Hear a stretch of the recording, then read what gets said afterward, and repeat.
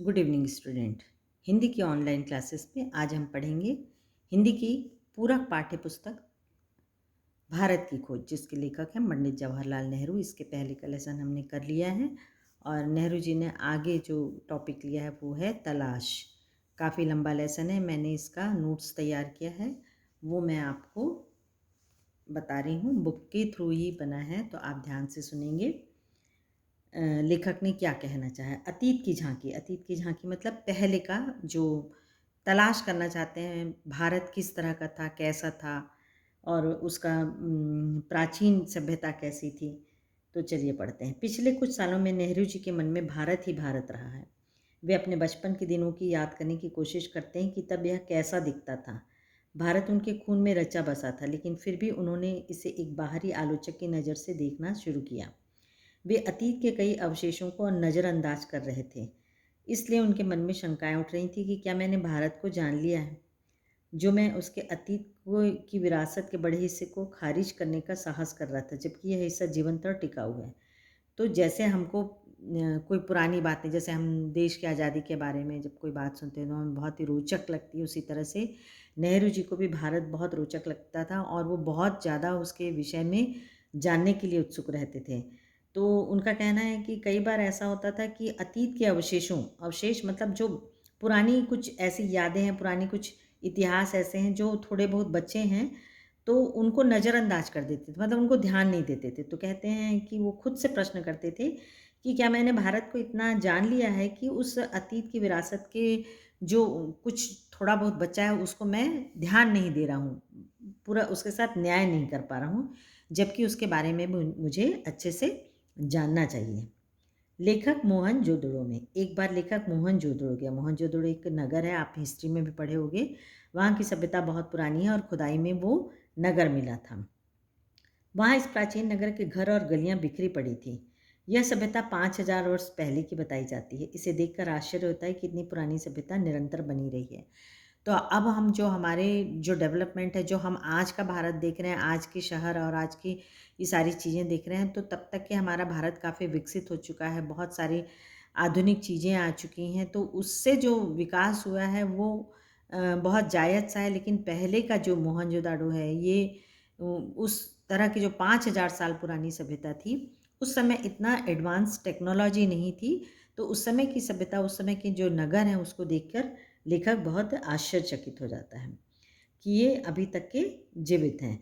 उन पर भारत के इतिहास और विशाल प्राचीन साहित्य ने गहरा प्रभाव डाला।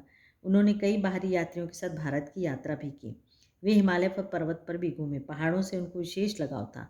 यहाँ से बहने वाली विशाल नदियाँ उसे आकर्षित करती थीं। इन्हीं नदियों के आसपास काफ़ी लंबा इतिहास बिखरा पड़ा था। ब्रह्मपुत्र नदी भारत के पहाड़ों और जंगलों से भरे मैदान के बीच शांत धारा के रूप में बहती है। यमुना नदी के संबंध में अनेक पौराणिक गाथाएं हैं, लेकिन गंगा नदी की महानता सबसे बढ़कर है। इसके संबंध में हजारों गाथाएं हैं। तो लेखक का नदियों से भी विशेष लगाव था। वो भौगोलिक जो इतिहास है भारत का, उसके बारे में भी जानने के लिए बहुत उत्सुक रहते थे। ब्रह्मपुत्र जो थी बहुत विशाल नदी है, भारत की सबसे विशाल नदी कहलाती है। तो वो बहुत शांत धारा के रूप में रहती है। यमुना के बारे में भी बहुत सारी ऐतिहासिक कथाएं हैं, उनकी धार्मिक कथाएं हैं, पौराणिक कथाएं हैं, लेकिन सबसे ज़्यादा हमारे देश में जो महान नदी कहा मानी जाती है वो गंगा नदी है। और इसके पहले भी आप 6th क्लास में नेहरू जी का एक लेसन पढ़े थे, जिसमें वो अक्षरों का महत्व के बारे में बताए थे कि अक्षरों का इतिहास जब नहीं थे तो इसका इतिहास कैसा था। तो वो भी जो लेसन हमने पढ़े थे 6th क्लास में, वो इसी बुक का लिया हुआ था। आगे नेहरू जी कहते हैं अन्य यात्राएं। वे कई पुराने शहरों जैसे आगरा और दिल्ली भी गए। वे इलाहाबाद और हरिद्वार में भी गए, जहाँ हजारों वर्षों से लोग आते रहे हैं।